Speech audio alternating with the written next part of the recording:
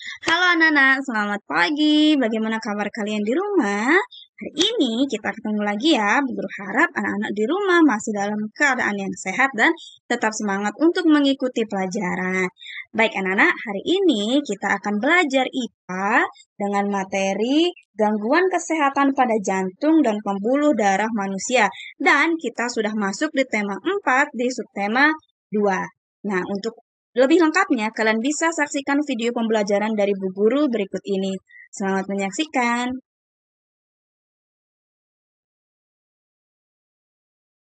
Oke, yang pertama, di pembelajaran pertama kita akan belajar tentang gangguan kesehatan pada jantung dan pembuluh darah manusia. Jadi, peredaran darah manusia sangat berperan penting bagi tubuh kita. Oleh karena itu, organ-organ peredaran darah harus selalu dijaga kesehatannya. Sistem peredaran darah manusia tersusun atas jantung, pembuluh darah, dan darah. Jadi anak-anak, jika salah satu organ mengalami gangguan, maka peredaran darah akan mengalami gangguan dan tidak dapat bekerja dengan baik. Nah, gangguan kesehatan dapat terjadi di jantung, pembuluh darah, ataupun darah. Sekarang Bu Guru akan jelaskan beberapa gangguan kesehatan pada jantung dan pembuluh darah. Yang pertama adalah jantung koroner. Jadi jantung koroner ini ditandai dengan adanya penyumbatan pada pembuluh darah oleh berbagai macam zat, misalnya lemak dan zat kapur. Penyumbatan ini menyebabkan aliran darah ke jantung menjadi terhambat sehingga jantung tidak dapat bekerja dengan baik. Nah, gejala yang ditimbulkan oleh penyakit ini atau jantung koroner ini adalah yang pertama sesak nafas, yang kedua nyeri pada bagian tertentu, dan cepat merasa lelah. Nah, yang kedua adalah hipertensi dan hipotensi. Jadi, hipertensi ini adalah kondisi ketika tekanan darah di dalam pembuluh arteri meningkat. Hipertensi merupakan istilah untuk tekanan darah tinggi, yaitu lebih dari 120/80 mmHg. Nah, tekanan darah normal sama dengan atau lebih rendah dari 120/80 mmHg. Jadi jika angka 120 menunjukkan tekanan darah saat jantung berkontraksi. Nah, sedangkan angka 80 itu menunjukkan tekanan darah saat jantung berelaksasi. Itu ya.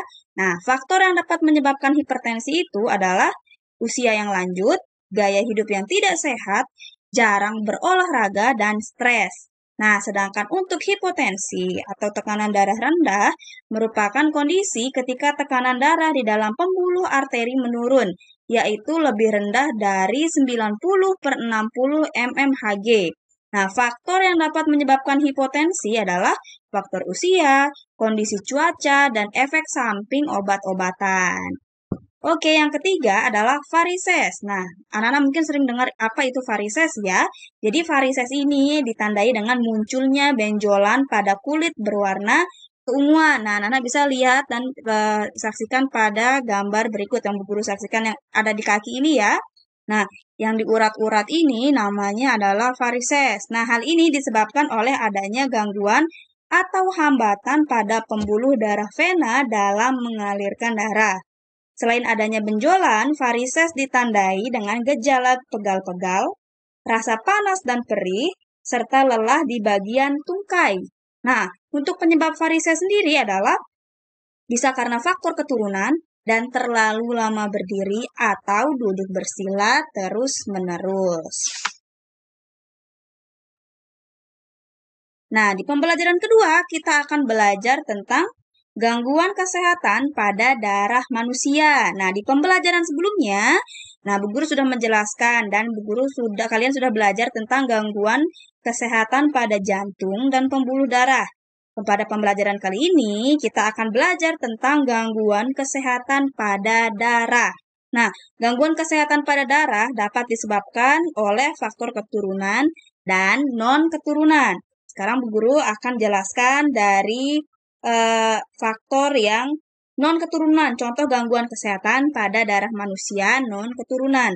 Nah, yang pertama adalah anemia. Nah, apa itu anemia? Jadi anemia adalah penyakit yang disebabkan oleh kurangnya sel darah merah dalam tubuh.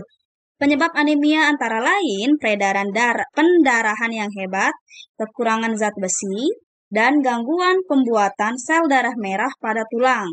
Nah, gejala yang ditimbulkan oleh anemia antara lain mudah cepat lelah, lemas, sakit kepala, dan wajah terlihat pucat. Nah, anemia ini dapat dicegah dengan mengkonsumsi makanan yang kaya akan zat besi, misalnya bayam, telur, kacang-kacangan, ikan, dan daging sapi. Nah, yang kedua adalah leukemia. Nah, jadi leukemia ini adalah kondisi ketika jumlah sel darah putih lebih banyak dibandingkan dengan sel darah merah. Hal ini disebabkan adanya produksi berlebihan sel darah putih pada sumsum tulang. Akibatnya, sel darah putih akan memakan sel darah merah sehingga tubuh menjadi kekurangan sel darah merah. Mungkin anak-anak sering dengar namanya penyakit leukemia atau disebut dengan kanker sel darah putih, kanker leukemia, gitu ya. Dan yang ketiga adalah demam berdarah. Nah, demam berdarah merupakan infeksi virus dengue yang menyerang komponen darah, yaitu trombosit atau keping darah. Jumlah trombosit dan sel darah putih menurun akibat infeksi tersebut, dan penderita demam berdarah dapat mengalami pendarahan. Penderita demam berdarah harus segera dibawa ke dokter untuk mendapatkan pengobatan. Gangguan peredaran darah yang bukan disebabkan oleh faktor keturunan dapat dicegah dengan menerapkan pola hidup sehat. Nah, pola hidup sehat tersebut antara lain dengan memakan makanan yang bergizi, olahraga teratur, serta cukup tidur dan beristirahat. Begitu ya. Yang berikutnya, Bu Guru akan menjelaskan tentang contoh gangguan kesehatan pada darah karena faktor keturunan. Yang pertama adalah hemofilia. Jadi hemofilia ini adalah penyakit keturunan yang menyebabkan tubuh kekurangan protein yang dibutuhkan dalam proses pembekuan darah. Nah, penderita hemofilia akan mengalami pendarahan lebih lama dibandingkan orang normal saat terjadi luka. Nah, hemofilia dapat ditangani dengan pemberian obat, baik untuk mencegah timbulnya pendarahan maupun mengobati saat terjadi pendarahan. Begitu. Nah, yang kedua adalah talasemia. Jadi talasemia ini adalah kelainan pada darah yang tidak dapat memproduksi cukup hemoglobin. Apa itu hemoglobin? Jadi hemoglobin itu adalah protein pembentuk sel darah merah yang berguna untuk mengikat oksigen dan membawanya ke seluruh tubuh. Pada penderita talasemia, sel darah merah tidak berfungsi dengan baik dan mudah rusak sehingga oksigen yang dialirkan ke seluruh tubuh tidak cukup.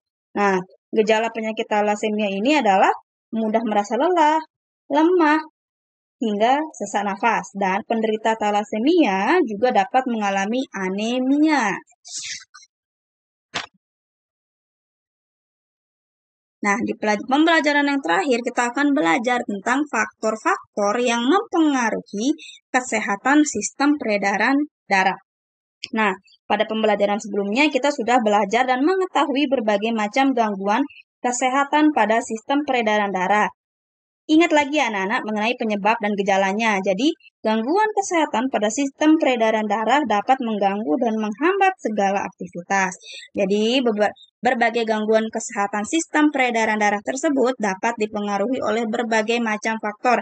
Antara lain, yang pertama adalah gaya hidup. Nah, seseorang yang memiliki gaya hidup yang kurang baik, misalnya mengkonsumsi makanan berlemak secara berlebihan, tidur larut malam, dan jarang berolahraga, akan berpotensi terkena gangguan sistem peredaran darah. Nah, yang kedua adalah jenis makanan yang dimakan. Jadi, jenis makanan yang kurang bergizi dan terlalu banyak mengandung lemak dapat menyebabkan seseorang terkena obesitas atau tubuh kelebihan cadangan lemak. Nah, hal tersebut juga dapat meningkatkan resiko penumpukan lemak di dalam pembuluh darah yang dapat memicu terjadinya hipertensi dan jantung koroner. Yang ketiga adalah faktor keturunan. Nah, gangguan peredaran darah dapat disebabkan oleh sifat yang diwariskan dari orang tua. Misalnya jika orang tua, ayah atau ibu kita menderita hemofilia, 50% anaknya memiliki kemungkinan terkena hemofilia juga. Nah, begitu ya anak-anak untuk pembelajaran pada hari ini. Jangan lupa di rumah kalian tetap mengerjakan tugas yang Bu Guru berikan dan yang terpenting adalah kalian harus tetap menjaga kesehatan ya agar kita selalu dalam keadaan sehat dan bisa tetap mengikuti pembelajaran dari rumah. Oke? Oleh karena itu, Bu Guru ucapkan terima kasih atas perhatiannya dan selamat pagi.